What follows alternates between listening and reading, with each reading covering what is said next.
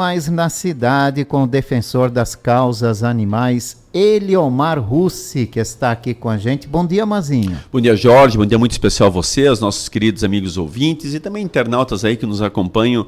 Bom dia muito especial a todos.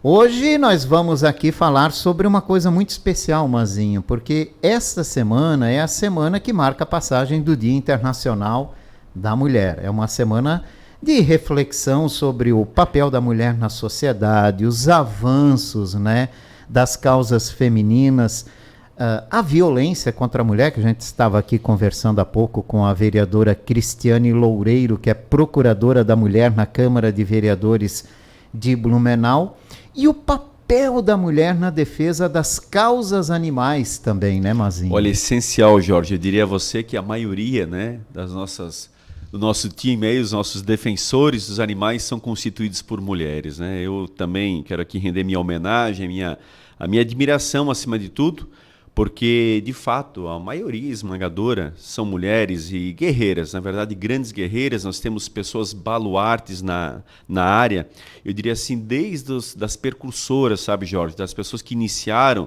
né, esse movimento. Basicamente sempre nós tivemos essa parte majoritária das mulheres. Aí quando eu falo aqui na Dona Madalena Paris Duarte, inclusive estarei com ela esta semana, eu quero dizer que são pessoas que são históricas. Dona Madalena é uma pessoa que basicamente iniciou esse movimento aqui na nossa cidade, fundando basicamente a primeira ONG, trabalhando ainda de uma forma bastante anônima na ocasião, porque é aquilo que a gente lembra, e falamos muito na partida do nosso querido e inesquecível mestre Ivo, né, o Ivo Radlich. Quando hoje fala-se em animais, é muito mais comum, é muito mais fácil, você tem a própria mídia que auxilia bastante, as pessoas já entendem perfeitamente. Agora, quando a gente remonta lá para trás, décadas de 60, 70, 80, nossa senhora, isso era um tabu imenso. E nós tínhamos ali mulheres, Jorge, e ainda temos. Recentemente eu vi uma declaração da dona Edma, que também está meio que agora parando com o movimento, porque tem décadas de serviços muito bem prestados. Quem é do movimento conhece, sabe o trabalho de uma dona Edma, por exemplo, da qual faz um trabalho imenso. Literalmente você vai devagarinho tendo que abrir mão até das suas atividades profissionais, porque isso vai aumentando de uma forma essa questão, Jorge, que acaba virando a tua profissão, só que sem remuneração. Pode parecer uma coisa meio maluca, mas literalmente é assim. O dia a dia vai te preenchendo de uma forma que as coisas são tão graves, vão acontecendo tantos abandonos, tantas são as pessoas que acabam te procurando, você vira referência, que literalmente o teu tempo vai ficando escasso. Então, mais uma vez, uma mulher à frente, mais uma vez uma mulher se colocando à disposição. Talvez pelo grau de sensibilidade, Jorge, por toda essa questão do apreço, a mulher é muito mais sensível, realmente ela acaba predispondo, né, esse sentimento de mãe mesmo, de acolher, de acolhedora. E os animais hoje, literalmente, eles passam a ser filhos, né? Eles passam a ter não é um processo de humanização não, Jorge, não necessariamente que eu quero que me entenda dessa forma, mas sim daquele olhar atento, daquele olhar assim fraterno, de você buscar acolher, de ver que está sofrendo, que está precisando. E a sensibilização ela é muito grande. Hoje nós lidamos com um lado muito emotivo. Quantos defensores, defensoras acabam se afastando um pouquinho do movimento, Jorge, pelas dificuldades sentimentais. Muita crueldade, muita covardia, muitas situações que são realizadas que, olha, não precisa procurar nos grandes centros. Nós estamos falando aqui da nossa região, da nossa cidade, cidades vizinhas. Então, as mulheres, além de tudo, Jorge, têm um papel preponderante, eu digo assim, imensurável, e uma folha de serviços prestada de forma assim ímpar ao movimento do bem-estar dos animais. Então, nessa semana próxima aí, o Dia Internacional da Mulher, nós com certeza também reverenciamos aqui as nossas defensoras e protetoras dos animais, porque fazem e são a diferença, sim, em todo esse movimento, Jorge. E falando nisso, a gente toca nesse assunto. Na semana passada teve muita polêmica também sobre a questão das protetoras independentes, né? Uma dessas protetoras conhecidas aqui na cidade acabou parando, né, as suas atividades após ser notificada pela prefeitura. A notificação, segundo foi discutido na Câmara de Vereadores, seria pela falta de vacinação de todos os animais. E muitas vezes essas protetoras não têm essas condições financeiras de bancar esse custo. Isso gerou muita polêmica, né, nesse sentido. há uma preocupação com isso, de que essas pessoas que doam o seu tempo, né, por essa causa, possam acabar parando com suas atividades? Eu sou bem direto ao ponto, Jorge. Eu digo o seguinte, se essas pessoas pararem, primeiro que o sofrimento, evidentemente, infelizmente, vai aumentar, mas eu vou além, inviabiliza o trânsito da nossa cidade. Se hoje nós já temos pelas ruas vários animais abandonados, você imagina, por exemplo, pegar uma Silvana Pereira, lá na Itupava Central, e ela, de repente, ela que já foi notificada por 3 vezes, inclusive, abrir o portão da casa dela e deixar 200 animais soltos do nada, assim, de repente, na rua Doutor Pedro Zimmermann, a nossa rodovia, né, que fica naquela discussão estadual, se é uma rua municipal, mas a rua Doutor Pedro Zimmermann, que todos bem conhecem, ali próximo, inclusive, ela reside a Polícia Rodoviária Estadual, perto da Vila Itopava.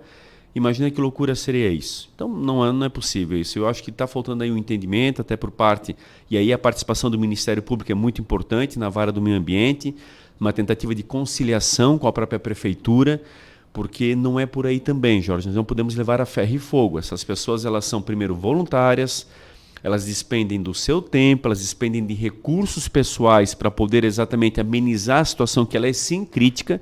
Eu nunca fui favorável a acumuladores. Eu acho que tem que ter sim um limite, mas, Jorge, ao mesmo tempo, a pressão que essas pessoas recebem de N cidadãos da nossa cidade é incrível, porque as pessoas chegam lá a qualquer momento. E aí, Jorge, só mais esse cachorrinho, por favor, fique com esse cachorrinho, eu vou te ajudar, eu vou te dar ração, e a pessoa fica, ela vai na base da insistência. E aí, como é que você faz diante de uma situação como essa? É muito difícil. Você já está numa situação ali difícil, vem mais uma pessoa com mais uma situação. Então, meu Deus, você já tem 240 animais, você já tem 300 animais, só mais um, Só que para você chegar nesse número, se foi mais um, então é um processo difícil. Então a prefeitura ela tem que no primeiro momento primeiro compreender e tentar auxiliar. Não é radicalizar, Jorge. Nós não chegaremos a lugar nenhum dessa forma. De novo, é um processo de conscientização. Eu particularmente nunca, em toda a minha história, e já fui também criticado por isso, dei salvaguarda a acumuladores. Eu sou muito direto. Eu sempre digo, Jorge, se tu puder fazer por 2, faça bem pelos 2. Puder fazer por 5, maravilha.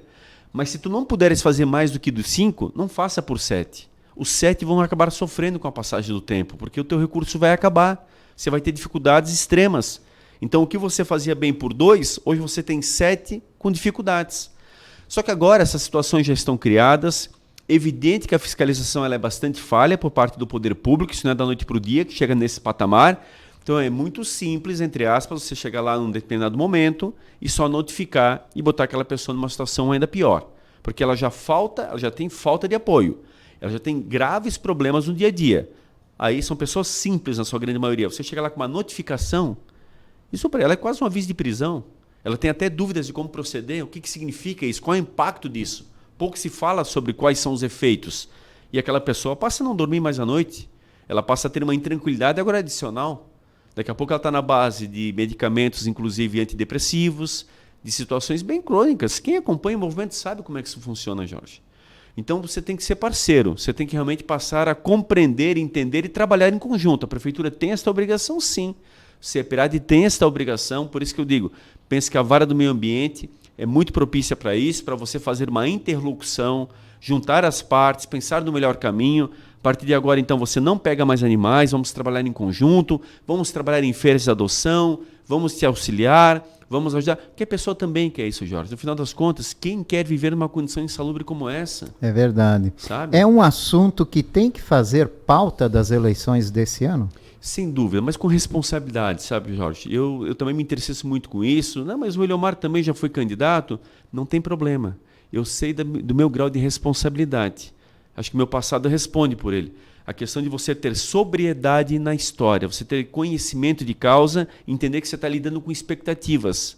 Sabe, Jorge? Essa é uma questão muito clara. Então nós temos que ter, acima de tudo, uma responsabilidade, seja enquanto candidatos, seja enquanto cidadão. Porque essas pessoas elas são facilmente ludibriadas. Muito facilmente, infelizmente. Justamente pelo momento caótico que ela vive. Ela já está numa situação muito difícil. Qualquer promessa, qualquer situação de auxílio, você acaba criando um cenário que muitas vezes não se concretiza. E aí, passou as eleições. As eleições são 1 mês e meio hoje em dia. Passadas as eleições, como é que fica? E agora? Cadê aquelas promessas? Cadê os auxílios que viriam? Cadê aquela nova realidade que aconteceria?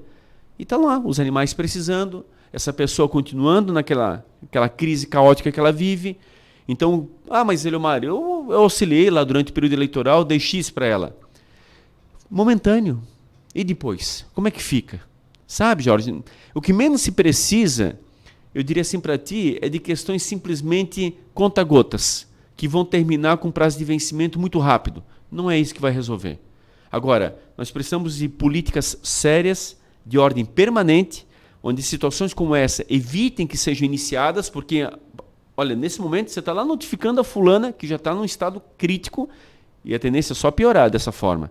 Mas e os outros que estão abrindo pela cidade, exatamente que você não tem nem controle, você nem sabe o que está ocorrendo, vai deixar chegar nesse volume para depois lá notificar também? Que efeito vai ter isso? Ou seja, é desastroso, é catastrófico. Então, quanto mais você se associar junto ao movimento enquanto poder público, entender o contexto e aí sim passar a boa informação de que, olha, vamos trabalhar com o que nós já temos, vamos tentar diminuí-los, uma parceria muito bem realizada e a partir desse momento a gente não recomenda mais que se iniciem novos lares.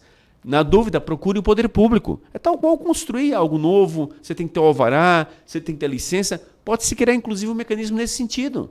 Ora, os lares temporários a partir de agora então vão passar a ser supervisionados pela prefeitura, vão ter certos pré-requisitos que têm que ser realmente alcançados.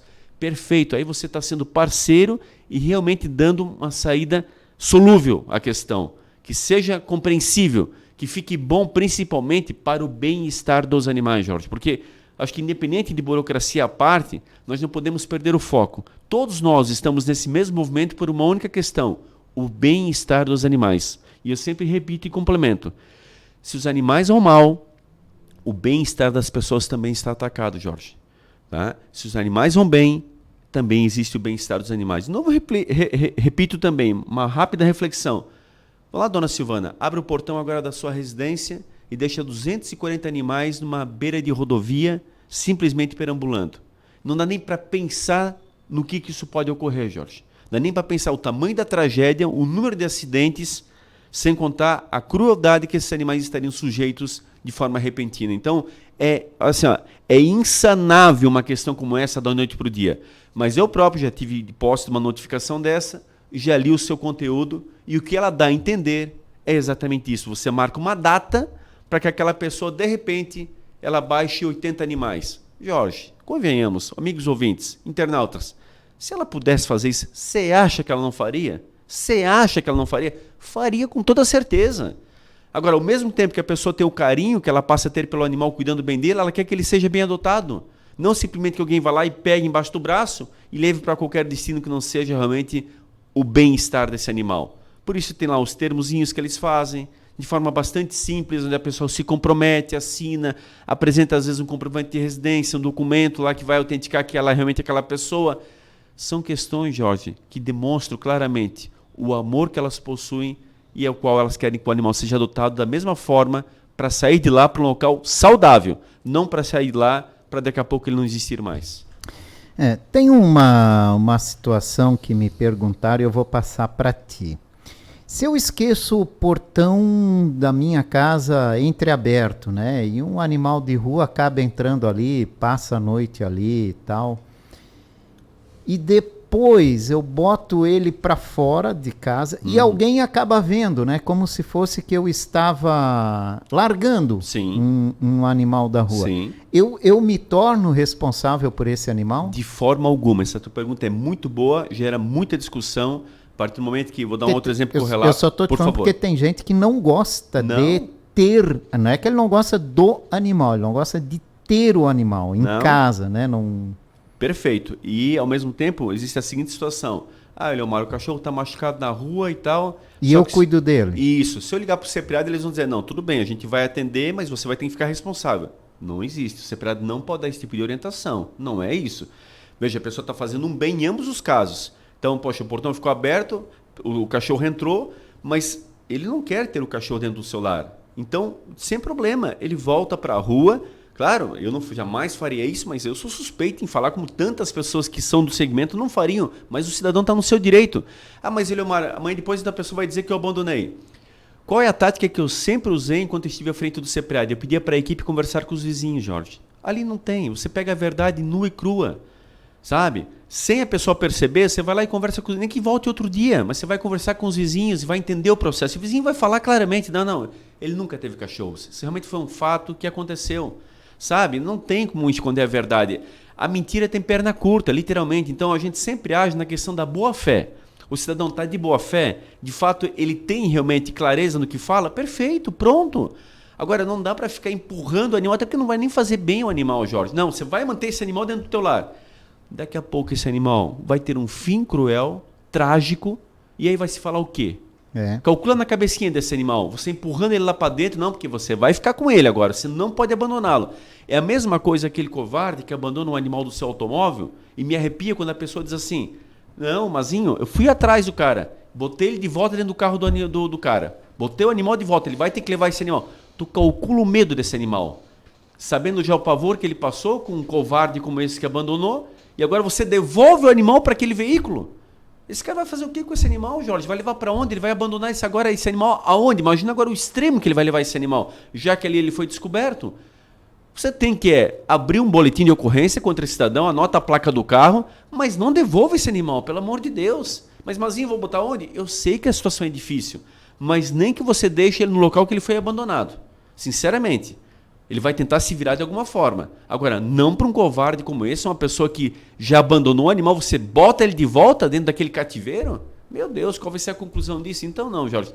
As pessoas de boa fé tenham tranquilidade, tenham consciência tranquila, não faça mal aos animais, não te dá direito a fazer mal, mas também te dá o direito de preservar a tua propriedade, você não querer alguém lá dentro, faz parte do contexto, desde que ninguém saia prejudicado e não haja nenhuma ação de má fé nesse sentido.